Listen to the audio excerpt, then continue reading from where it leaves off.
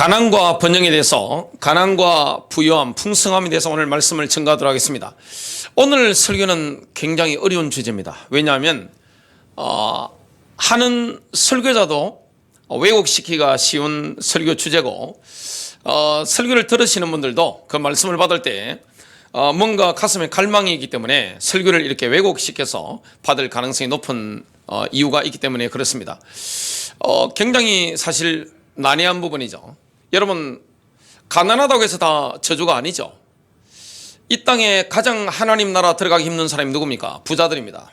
돈을 신뢰하기 때문에, 하나님을 신뢰하지 않기 때문에 하나님 나라에 들어가기가 굉장히 어렵죠. 주님께서 굉장히 어렵다고 말씀하셨습니다. 사실 이 땅에는 가난하기 때문에 주님을 만날 수 있는 기회가 있죠. 근데 돈이 많기 때문에, 돈을 신뢰하기 때문에 저주받은 상태에 있는 분들이 얼마나 많습니까? 교회 안이든 교회 바깥이든 돈이 너무 많아가지고 저주받은 상태에 있는 분들 너무나 많죠. 하지만 또 가난이 또 복은 아니란 말이죠. 성경은 분명히 질병, 가난 이런 부분이 저주의 결과물이라고 이렇게 말씀하고 있습니다. 오늘 우리는 이 물질적인 분야에 대해서 믿음을 적용해야 되겠습니다. 성경이 말씀을 많이 하고 있는 것 가운데 한 가지 주제가 뭐냐? 돈입니다. 돈에 대해서 얼마나 많이 다루고 있는지 모릅니다. 여러분, 물질에 대해서 굉장히 많이 다루고 있습니다. 이 성경을 읽을 때 보면 돈에 대해서 굉장히 많이 다루고 있습니다. 또 이성 문제에 대해서, 성에 대해서 엄청 많이 다루고 있습니다. 그런데 목사님들도 돈과 이성에 대해서 겁이 나서 말 못합니다. 왜냐하면 다 걸려있기 때문에, 교회를 다니는 분들이 위에 상층그룹도 이게 다 걸려있기 때문에 돈과 이성에 대해서, 성에 대해서 너무나 굉장히 조심스럽죠. 하지만 그것 때문에 뭘 못 누리느냐? 가장 중요한 이 물질 분야에 대해서, 또 성에 대해서 하나님 주신 가장 좋은 것인데도 불구하고 하나님의 통제를 벗어나 있습니다. 다른 데는 믿음을 다 적용합니다. 근데 물질 분야, 성의 분야에 대해서 믿음이 없는 거예요. 제일 중요한 부분이잖아요. 여러분, 만일에 재정적인 부분이 무너지면 어떻게 됩니까? 삶의 토대가 무너져 버립니다. 신앙생활 못합니다. 어려워요. 욥 정도 되면 괜찮아요. 주신 자도 여호와시고 취하신 자도 여호와시니 여호와께서 찬송을 받으시지. 예배당 다니는 분 가운데 그런 분 몇 분 되겠어요? 찔러보세요. 몇 명 되는가? 그리고 인생에 있어서 성이 얼마나 중요합니까? 이 부분에 대해서도 하나님의 계획을 다 벗어나기 때문에 다른 영역은 믿음을 적용해서 빛 가운데 있는데 이 부분만큼은 어둠 가운데 헤매는 거죠. 어디 가서 말도 못하고, 잘못하면 믿음 없다 소리 들으니까 말도 못하고 속으로 그냥 끙끙 앓다가 쓰러지는, KO 당하는, 마귀한테 그냥 한 방 맞아서 KO 당하는 교인들이 얼마나 많은지 모릅니다. 오늘 재정적인 분야에 저와 여러분이 믿음을 적용하는 시간이 되어야 되겠습니다. 믿음을 적용하면 어떻게 되느냐? 삽니다. 의인은 믿음으로 말미암아 살리라. 여러분, 믿으면 사는 거예요. 그 어떤 분야든 믿음을 가지면 사는 겁니다. 질병이든 재정적인 분야든 믿으면 삽니다. 왜냐하면 믿음에는 초자연적인 능력이 있기 때문에 그렇습니다. 첫 번째입니다. 우리를 율법의 저주로부터 구속하시기 위해 그리스도께서는 우리를 위해 저주가 되셨습니다. 이건요, 하나님의 계시로만 알 수가 있습니다. 이성적으로는 성경이 그랬다 카더라, 목사님께서 그랬다 카더라 해가지고는 아무것도 나타나는 게 없는 거예요. 계시로 임해야 되는 겁니다. 이 십자가에서 일어난 일들이 내 마음에 계시로 막 임해야 되는 겁니다. 주님이 이렇게 하셨구나. 끝나는 거예요. 그러면 갈라디아 3장 13절입니다. 그리스도께서 우리를 위하여 저주가 되셔서 율법의 저주로부터 우리를 구속하셨으니 기록되기를 나무에 매달린 자는 누구나 저주받은 자라고 하였도다. 그리스도께서는 율법의 저주로부터 우리를 구속하셨습니다. 신명기 28장을 보면 율법의 축복과 율법의 저주를 구체적으로 말씀하고 있습니다. 신명기 28장 1절부터 14절에 보면 율법의 축복에 대해서 14가지를 말씀하고 있습니다. 하나님의 말씀을 따라갈 때, 하나님의 음성을 경청할 때, 그리고 하나님의 말씀대로 살아낼 때 받는 응답이 큽니다. 하나님의 복을 누리게 되는 거예요. 그리고 신명기 28장 15절부터 68절을 보면 율법의 저주가 나오는데요, 54가지입니다. 하나님의 음성을 듣지 않고 하나님의 말씀을 거역하는 사람. 참 율법에 말씀하시는 저주가 굉장히 많습니다. 특히 신명기에서 28장 15절입니다. 내가 만일 내 하나님 여호와의 말씀을 순종하지 아니하여, 내 뜻대로 가는 거죠. 내 욕심대로 가버리는 거죠. 이렇게 하면 어떻게 됩니까? 하나님을 거역하는 사람. 여러분, 이 십계명이라는 게 율법의 요약이잖아요. 십계명을 더 요약하면 뭡니까? 하나님 사랑, 이웃 사랑입니다. 한 단어로 요약하면 뭡니까? 사랑입니다. 율법을 거역하면, 하나님 나라의 비밀을 거역하면 어떻게 됩니까? 저주를 내가 부르는 거죠. 자유함이 없는 거예요. 굉장히 부자연스럽게 어두운 가운데 걸을 수밖에 없습니다. 이렇게 말씀하고 있습니다. 신명기 28장 15절 계속해서 읽겠습니다. 순종하지 아니하여 내가 오늘 내게 명령하는 그의 모든 명령과 규례를 직행하지 아니하면 이 모든 저주가 내게 임하며 내게 이를 것이니. 저주가 막 따라붙는 거예요. 여러분, 십계명만 하더라도 살인하고 간음하고 도둑질하고 대표적인 거잖아요. 여기 죄를 짓고 다니면 어떻게 됩니까? 계속 눌리는 거죠. 어두운 가운데 걷게 됩니다. 실패하게 되는 거죠. 특히 가난과 결핍에 대해서 말씀하시는 구절이 신명기서 28장 38절부터 40절에 나옵니다. 내가 밭으로 많은 씨앗을 가지고 나갈지라도 적게 거두리니. 열심히 씨앗을 부리는데 거두는 게 없는 거예요. 하나님의 은혜가 없는 거죠. 이는 메뚜기가 그것을 먹을 것이기 때문이라. 39절, 내가 포도원을 만들고 가꿀 것이나 포도주를 마시지도 못하고 포도를 가꾸지도 못하리니 이는 벌레가 그것들을 먹을 것이기 때문이라. 아니, 포도나무를 열심히 심었는데 벌레가 와서 다 먹어버리는 거예요. 내가 내 모든 지경에다 올리브 나무들을 심을 것이나 내가 그 기름을 내게 붓지 못하리니 이는 내 올리브 나무에서 그 열매가 떨어질 것이기 때문이라. 중동에는, 이스라엘 땅, 약속의 땅에는 올리브가 굉장히 중요합니다.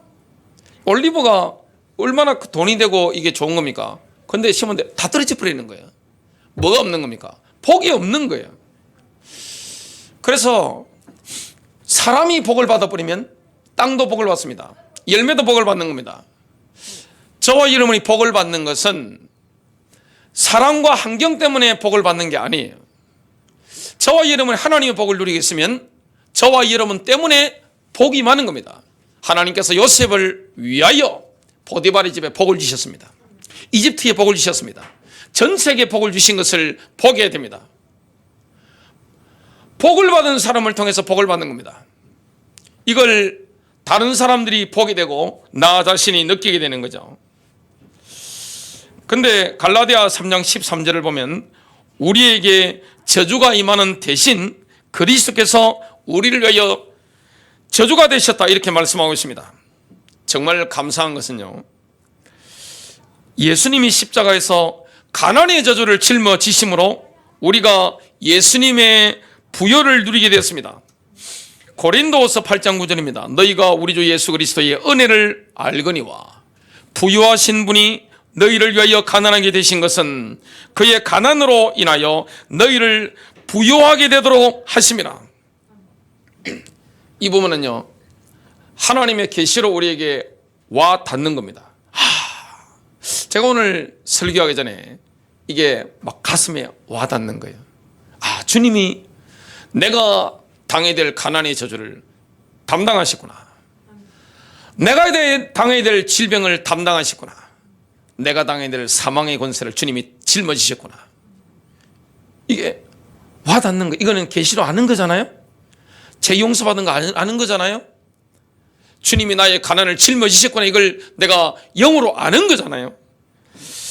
예수님께서는 십자가에서 우리를 가난의 저주에서 해방하신 겁니다.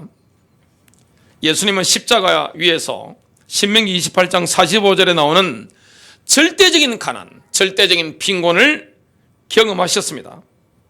단지 영적인 가난만을 말씀하시는 게 아닙니다. 예수님은 굶주리셨죠.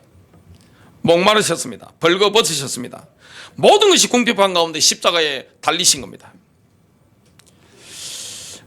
우리의 부는 단지 영적인 것만이 아니죠. 이건 논리적인 법칙입니다.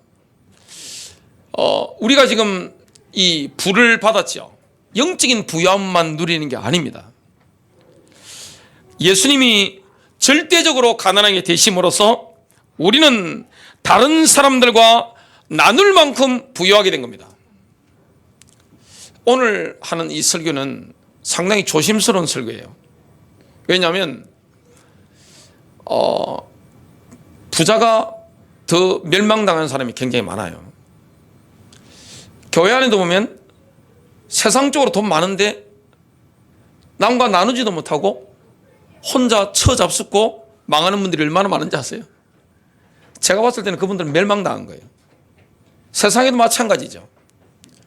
돈을 엄청나게 많이 가지고 있는데 가난한 사람과 물질도 나누지 못하고 혼자 처잡수고 배가 막 터지 죽을 정도로 이거는 멸망당한 거 아니에요? 그래서 오늘 설교는 잘못 들으면 상당히 이게 왜곡시켜서 들을 수 있는 겁니다. 그러나 분명한 사실은 뭐냐? 주님은 십자가에서 가난의 저주를 짊어지셨다는 거. 그 덕분에 우리가 뭡니까? 다른 사람과 나눌 수 있을 만큼 주님의 부여를 가졌다는 거예요. 이건 영적인 사실입니다.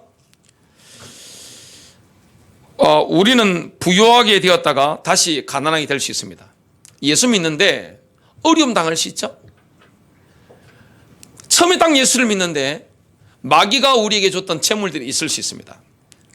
그거 다 없어져요. 그런 기간이 있습니다. 그 이후에 하나님이 주시는 물질이 있습니다. 하나님께서 우리를 테스트하시죠.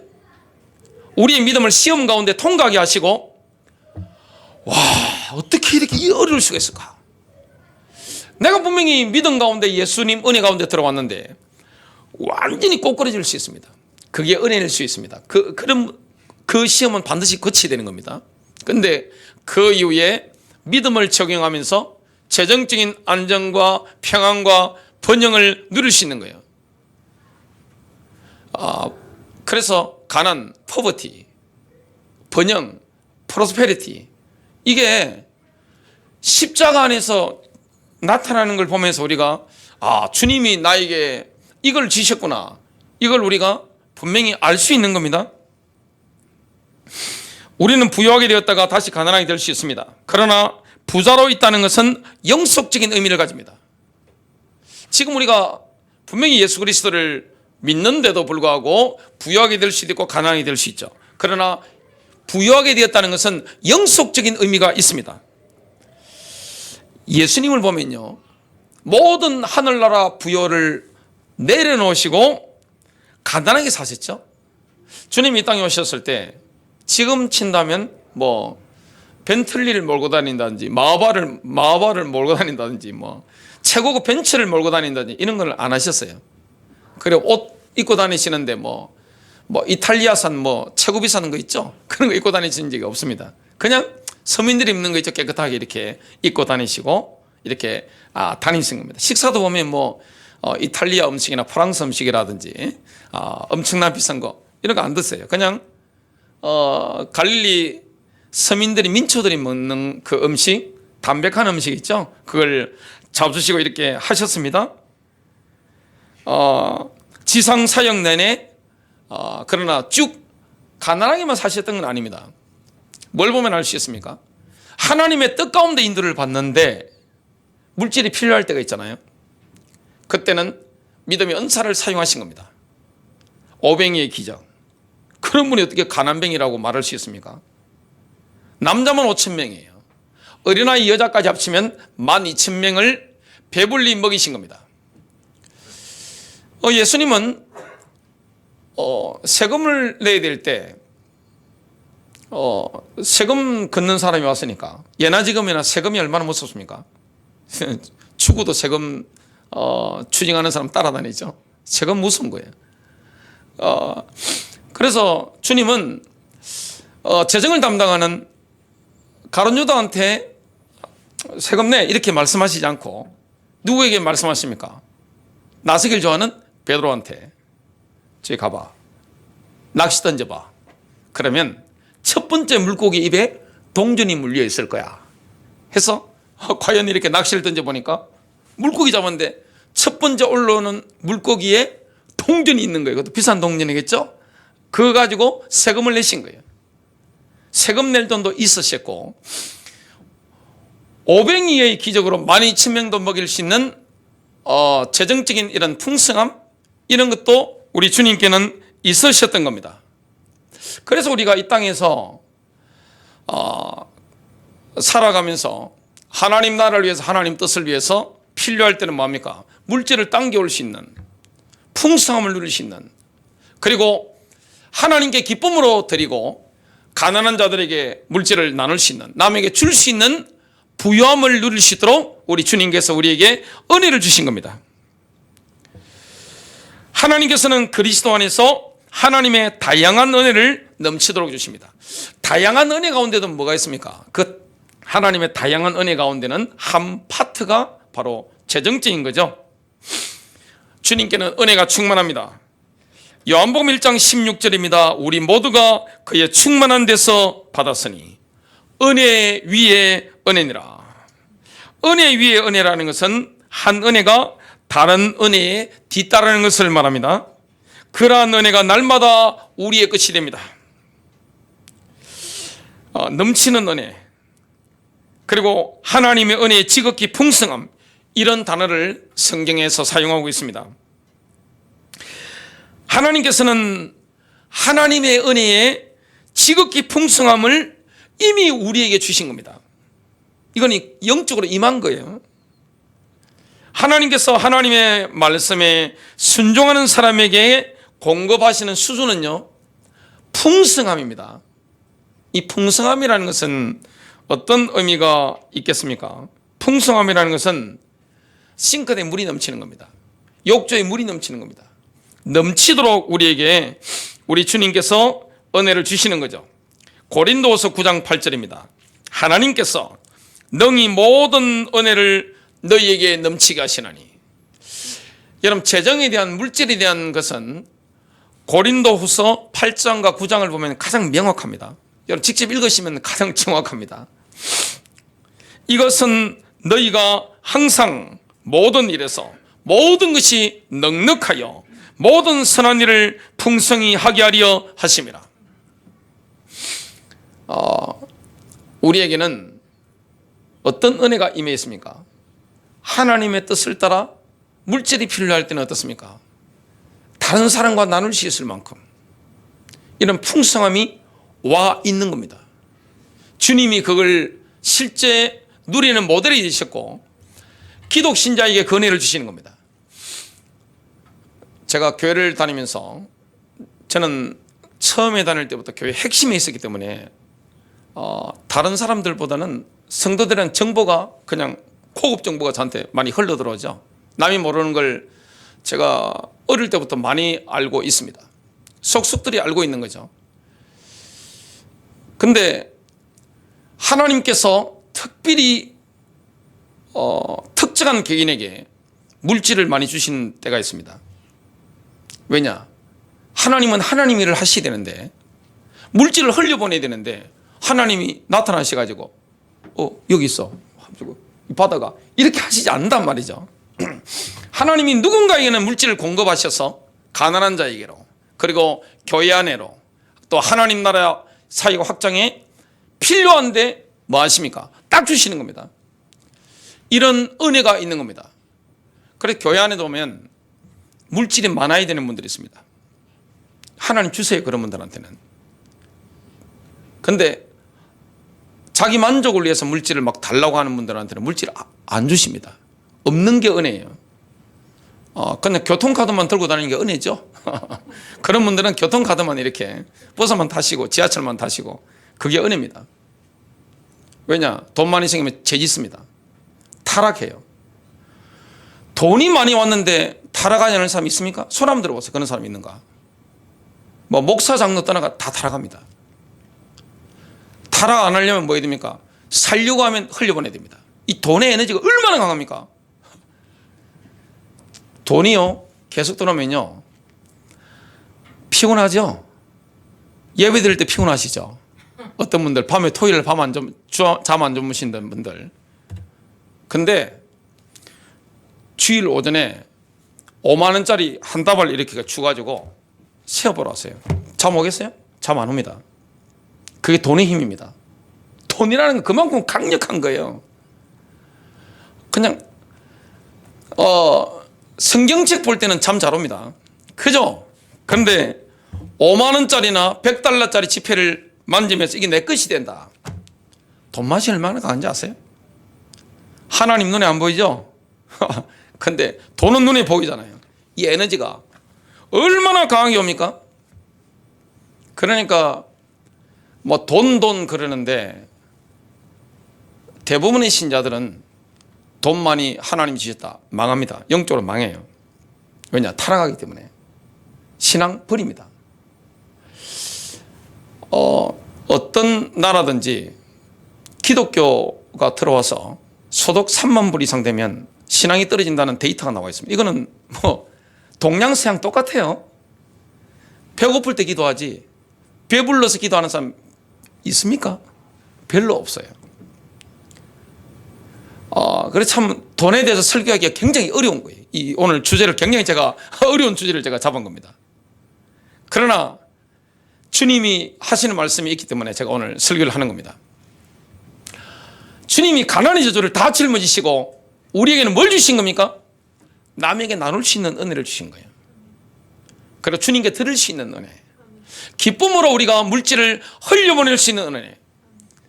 그래서 물질 때문에 타락하지 않으려면 뭐 해야 됩니까? 돈을 흘려보내야 됩니다. 무조건. 내가 살기 위해서라도 무조건 이렇게 흘려보내는 습관을 늘 어릴 때부터 가지고 있어야 됩니다. 그래야 죽지 않는 겁니다. 일만한 악의 모든 악의 뿌리가 뭐죠? 돈입니다. 전쟁 왜 합니까? 돈 때문에 하죠. 부부싸움 왜 합니까? 돈 때문에 하잖아요. 형제 간의 싸움 돈 때문에 하잖아요. 교회 안의 싸움 뭘 가져갑니까? 다 돈 때문에 해요. 제가 얼마나 많은 분들하고 상담을 했겠어요. 아니 부부가 와가지고 저한테 이렇게 이 인간 나쁜 새끼입니다, 이 사람 나쁜 사람이다 막 하는데 들어보니까 총합해가지고 쫙 적어보니까 딴 말 다 한 거예요. 보니까 결국이 뭡니까? 뭐니 해도 다 돈이에요. 교회 싸움에 다 뭐가 있느냐? 돈 문제가 있습니다. 나라 간에 전쟁하는 거 다 뭐예요? 다 돈 문제예요. 근데 이걸 딱 피해버리고 안 그런 것처럼 하면서 교회 안에서 제일 위험한 사람이 누굽니까? 돈에 환장한 사람들입니다. 제일 위험한 거예요. 제일 멸망당하기 쉬운 게 뭡니까? 돈에 미친 사람들. 이거 신학 공부해가지고 목사 안수 받아 똑같아요. 열심히 헌신해가지고 교회 장로대 똑같아요. 망합니다. 안 죽으려면 뭐 해야 돼요? 흘려보내야 됩니다. 하나님께 기쁨으로 드리고 이웃에게 흘려보내야 됩니다. 그게 부유한 사람 아니에요? 주님은 십자가에서 우리의 가난을 짊어지시고 정말 이웃과 함께 나눌 수 있을 만큼 우리를 부유하게 만들어 주시는 겁니다. 넘치도록 주시는 겁니다. 하나님의 은혜는 우리의 재정적인 기반입니다. 저는 현실적으로 가난하죠. 제가 우리 자녀한테 이야기를 합니다. 얘들아, 아빠는 교회가 아무리 돈이 많아도 내가 그걸 가질 수 있겠니? 아빠가 목회한 스타일 보면 그 막 가져가겠니? 그래서 알아서 잘 살아라. 그 이야기를 합니다. 내가 돈으로는 너희들에게 줄 거 없다. 필요하면 내가 후원해 줄 수 있지만 그 이야기를 합니다. 근데요, 교회가 필요할 때, 그리고 어려운 분들에게 나눌 수 있을 때 항상 제게 돈이 왔습니다. 제 손에 돈이 쥐어지는 거예요. 교회 재정도 마찬가지고 제 개인적인도 마찬가지입니다. 항상 돈이 주어지는 거예요. 딱 필요한 게 있으면 없으면 못 하잖아요. 채워지는 거예요. 교회 하나님 채워주시는 거예요. 풍성히 채워주시는 거예요. 제 개인적인 재정을 채워주시는 거예요. 가장 중요한 게 뭡니까? 내가 자기 만족을 추구하는 그 제목을 가지고 있는가? 아니면 하나님의 뜻, 생명을 사랑하는 이 동기를 가지고 있는가? 이게 참 비슷한데, 애매한데, 참 우리의 동기가 너무 중요한 거죠. 두 번째입니다. 예수님이 십자가에서 우리 대신 저주를 받으심으로 우리가 아브라함의 복을 받게 되었습니다. 사도 바울은 성령의 약속을 아브라함의 복이라고 부릅니다. 이것도 계시로 아는 거죠. 갈라디아서 3장 13절과 14절, 그리스도께서 우리를 위하여 저주가 되셔서 율법의 저주로부터 우리를 구속하셨으니 기록되기를 나무에 매달린 자는 누구나 저주받은 자라고 하였도다. 이는 아브라함의 복이 예수 그리스도로 말미암아 이방인에게 미치게 함이며 또 우리로 하여금 믿음으로 말미암아 성령의 약속을 받게 하려는 것이라. 하나님께서는 우리에게 아브라함의 복을 주십니다. 아브라함이 어떤 복을 받았죠? 삶의 모든 영역에서 아브라함 복을 받았습니다. 창세기 24장 1절입니다. 아브라함이 나이 많아 연로하니라. 주께서 모든 일에서 아브라함에게 복을 주시니, 범사에 복을 주시는 겁니다. 이게 바로 아브라함의 복입니다. 모든 영역, 인생의 모든 영역에서 하나님의 복이 아브라함에게 임한 겁니다. 복이 막 따라붙은 거예요. 참 하나님의 사랑이 큰 것은 무엇입니까? 복이 따라붙는 거예요. 자기 전에 저는 묵상합니다. 내일은 어떤 복이 따라붙을까? 교회는, 우리 가정에는, 우리 자녀들에게 어떤 복이 따라붙을까? 따라붙는 거예요. 옛날에는 늘 두려웠던 게 뭐냐면, 제가 예수 믿기 전에는 우리 집안은 무슨 저주가 이렇게 많을까? 무속인 3분 불러서 구슬할 때 느낀 게 뭐냐면, 우리 집안 망했네. 제가 그때 예수를 안 믿었는데 초등학교 6학년 때입니다. 우리 집안 망했구나. 우상숭배의 저주가 얼마나 무서운지 저는 뼈저리 경험했잖아요. 눈으로 봤잖아요. 그래서 저주가 올까 싶어서 늘 두려움에 떨었습니다. 사람이 두 군데를 가면 집안이 망하잖아요. 변호사만 있으면 망합니다. 그죠? 그 다음에 병원, 그죠? 중병하라면 망하는데 우리 집안은 병원비로 다 날렸습니다. 약값, 병원비. 의료보험 안 되던 시절에 싹 다 저주가 따라붙는 거예요. 지금은 밤마다 제가 계산하는 게 뭐냐면, 내일은 어떤 복이 따라붙을까? 너희는 먼저 그의 나라와 그의 의를 구하라. 그리하면 이 모든 것을 너희에게 더할 것이다. 우리는 돈을 따라가는 사람이 아닙니다. 돈이 따라 붙는 사람이에요.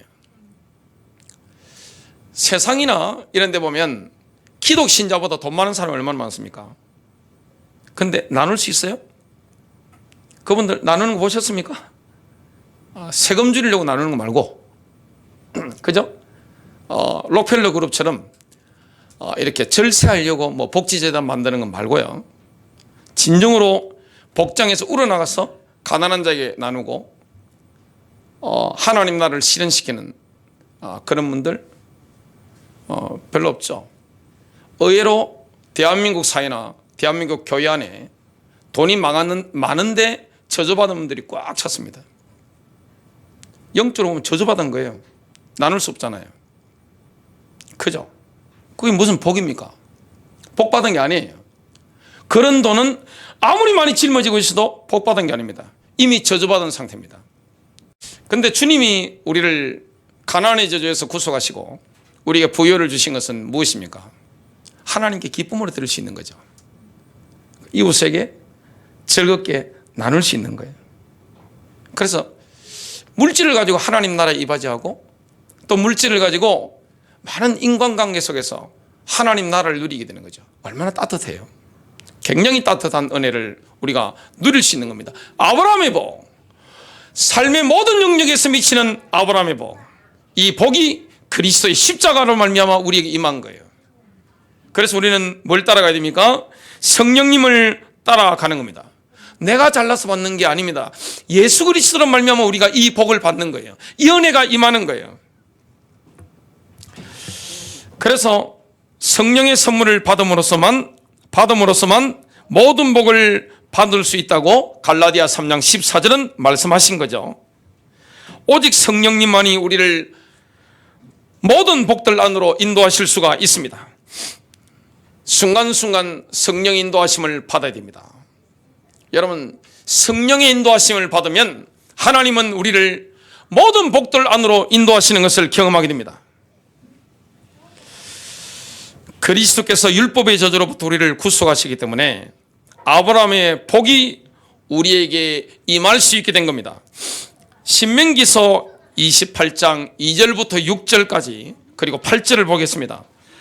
내가 내 하나님 여호와의 말씀을 청종하면 이 모든 복이 내게 임하며 내게 이르리니 성읍에서도 복을 받고 들에서도 복을 받을 것이며 내 몸의 자녀와 내 토지의 소산과 내 짐승의 새끼와 소와 양의 새끼가 복을 받을 것이며 내 광주리와 떡반죽 그릇이 복을 받을 것이며 내가 들어와도 복을 받고 나가도 복을 받을 것이니라. 여호와께서 명령하사 내 창고와 내 손으로 하는 모든 일에 복을 내리시고 내 하나님 여호와께서 내게 주시는 땅에서 내게 복을 주실 것이며 하나님께서는 하나님의 말씀에 경청하고 순종하는 사람에게 빌릴 필요가 없을 만큼 큰 복을 주시겠다고 약속했습니다. 신명기 28장 12절 13절입니다. 주께서는 그분의 풍성한 보물 창고를 내게 여사 하늘에서 계절에 따라 내 땅에 비를 내리시고 내 손으로 하는 모든 일에 복을 주시리니 내가 많은 민족에게 빌려줄 것이나 내가 빌리지는 않을 것이니라. 주께서는 너를 머리가 되게 하시고 꼬리가 되지 않게 하시며 너로 위에만 있게 하시고 너로 아래에는 있지 않게 하시리라. 세 번째입니다.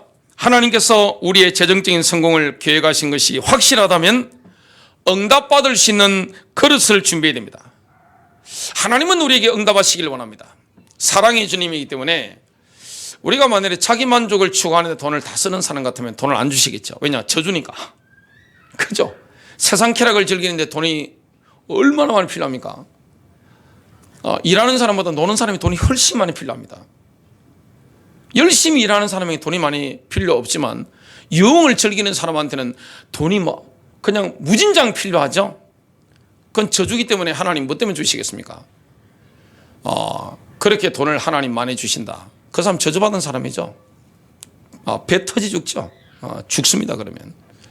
그러나 우리가 올바른 동기를 가지고 인도받는 사람이 맞다면 하나님은 우리에게 복을 주십니다. 재정적인 성공을 주십니다.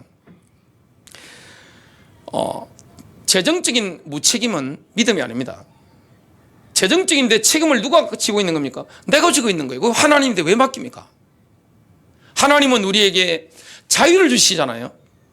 억압하지 않습니다. 그래서 하나님이 복을 주지 않는 사람은 어떤 사람입니까? 게으른 사람. 게으른 사람에 대해서 긍정적으로 말씀하시는 성경 구절을 본 적이 있습니까? 구약 성경, 신약 성경 단 한 구절도 없습니다. 주님이 제일 싫어하는 사람은요, 술 주정뱅이보다 싫어하는 사람은 게으른 사람입니다. 게으른 사람은요, 하나님이 딱 이렇게 안 좋아하신다는 것을 보게 됩니다. 잠언서 10장 4절입니다. 손을 게을리 놀리는 자는 가난하게 되나 부지런한 손은 부를 이루느니라. 데살로니가후서 3장 10절 누구든지 일하기 싫어하거든 먹지도 말라 하였노라. 일하기 싫거든 먹지 마시길 바랍니다. 성경은요, 돈을 빌리는 것을 제약시하지는 않습니다. 또한 돈을 빌리는 행위를 현명한 처사로 간주하지도 않습니다. 로마서 13장 8절 피차 사랑의 빚 외에는 아무에게든지 아무 빚도 지지 말라. 남을 사랑하는 자는 율법을 다 이루었느니라. 잠언서 22장 7절 부자는 가난한 자를 다스리고 빚진 자는 빌리준 자의 종이 되느니라.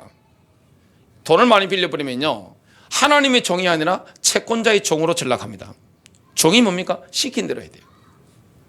우리 IMF 경험해봤잖아요. IMF 오니까 국가부 다 유출됐잖아요.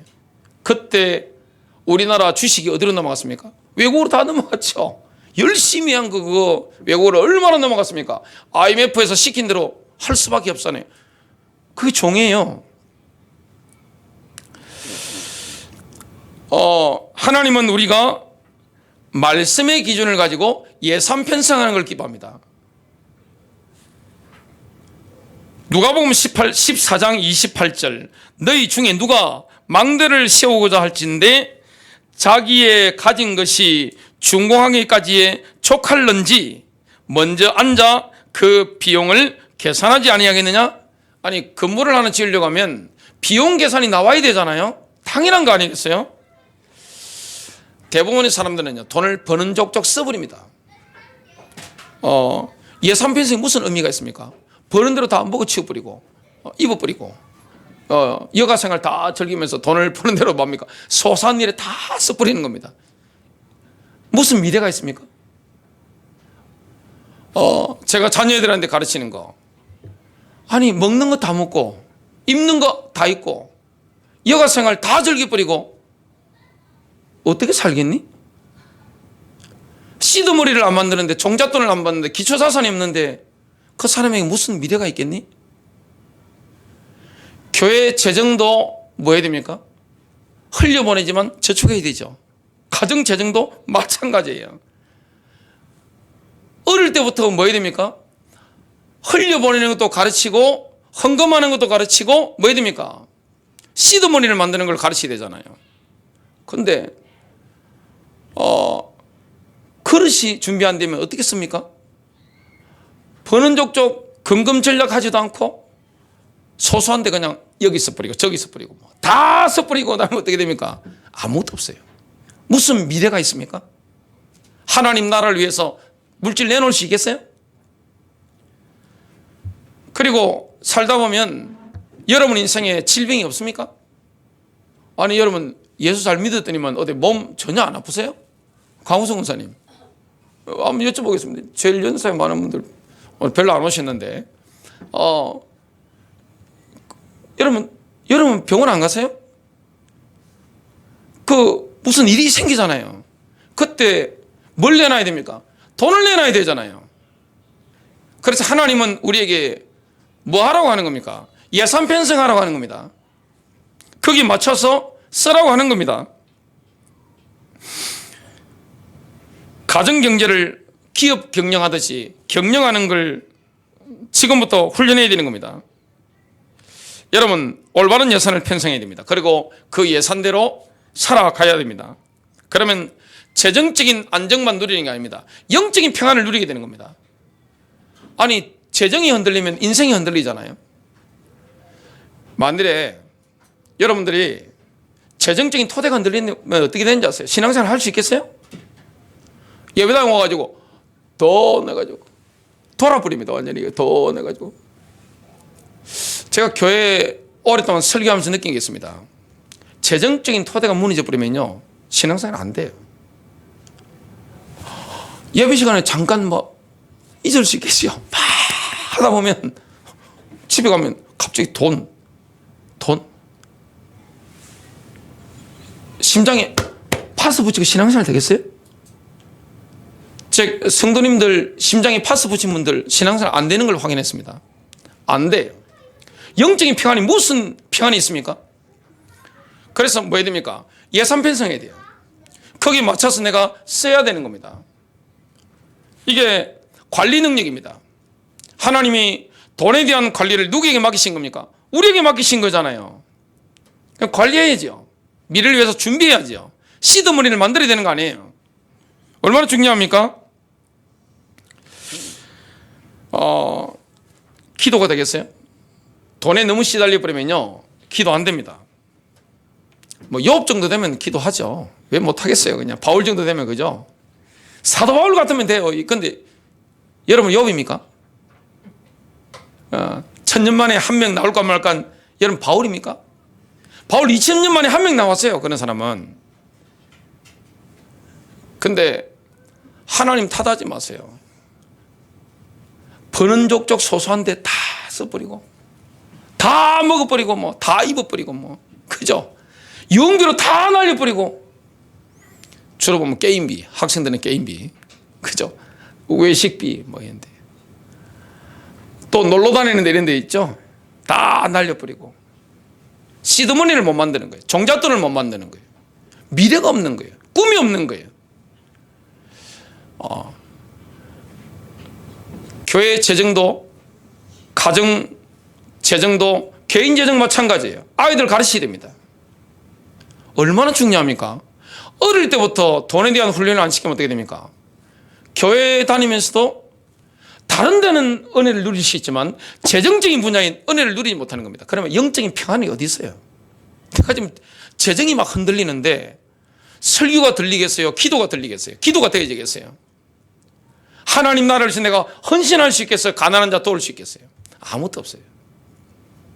지혜가 있어야 될 줄로 믿습니다. 지혜가 있어야 되는 거예요. 여러분 나이가 들면 사람이 돈이 없어도 될까요? 아이고 늙으면 뭐 돈이 필요하겠나 싶은데 그분은 안 늙어봐서 그렇습니다. 그리고 그분은 어른을 모셔본 적이 없어 그렇습니다. 사람이 나이가 들면 돈이 있어야 됩니다. 나이가 들수록 돈이 있어야 돼요. 여러분 늙어보면 압니다. 그러면 젊은 목사님 왜 그렇게 말씀하십니까? 어른을 모셔봤기 때문에 제가 아는 거예요. 지금이야 몸에 돈 안 들어가죠? 건강하니까. 오늘 보니까 뭐 점심때 라면 맛있게 아이들 먹더라고요. 우리 딸도 보니까 라면 맛있게 먹고 하는데 저 때는 괜찮아요. 여기 60 넘으신 분들 매일같이 라면 막 먹으면 몸이 어떻게 되겠어요? 보니까 60 넘으신 분들 아무도 라면 잡수는 걸 제가 본 적이 없습니다. 오늘 관리를 누가 해야 됩니까? 내가 해야 되는 거예요. 하나님 나라를 위해서 물질을 내놓아야 될 거 아니에요. 그리고 가난한 자나 여러분은 삶에 살아가다 보면 뭔가 물질을 내놔야 될 거 아니에요.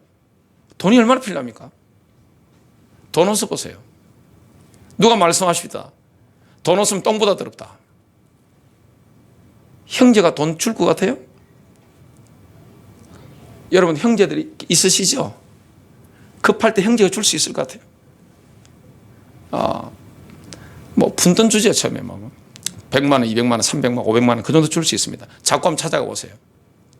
만나주겠어요? 부모 자식 간에도 갑자기 연락 안 받습니다. 저 그런 교인들 많이 봤습니다. 연락 안 받아요. 이런 게 얼마나 중요합니까? 영적인 평안을 얻고 내가 올바른 메시지를 따라가고 내가 기도 생활 제대로 하려면 뭐 해야 됩니까? 이걸 토대를 지금부터 만들어 놔야 되는 거예요. 믿음을 적용해야 되는 겁니다. 하나님 알아서 해주겠지. 그 믿음입니까 그게? 그 믿음 아니에요. 하나님의 뜻 안에서 재정적인 성공을 누리고자 한다면 하나님을 1순위에 놓는 훈련을 해야 됩니다. 여러분 11조는 우리의 돈을 가지고 하나님을 1순위에 놓는 가장 성경적인 방법입니다. 하나님 1순위에 놓으세요. 11조를 얼마 할 것이냐? 여러분 믿음대로 하시면 됩니다.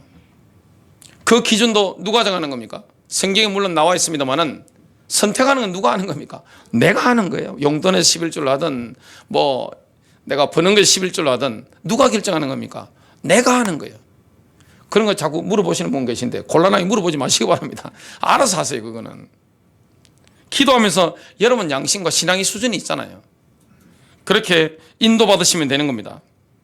11조를 드리는 것은 그리스도께서 멜기세덱의 계열에 따른 영원한 대제사장이심을 인정하는 겁니다. 히브리서 7장 8절입니다. 또 여기서는 죽을 사람들이 11조를 받으나 거기서는 살아계시다고 증거되신 분이 받는 것이로다. 영원한 대제사장이신 그리스도께서는 우리의 11조를 받습니다. 11조를 받는 분은 누구십니까? 우리의 대제사장이신 예수 그리스도입니다. 그래서 11조는 뭡니까? 우리의 믿음에 대한 테스트입니다. 하나님의 신실하심에 대한 테스트입니다. 결론입니다. 올바른 믿음을 가지고 있다면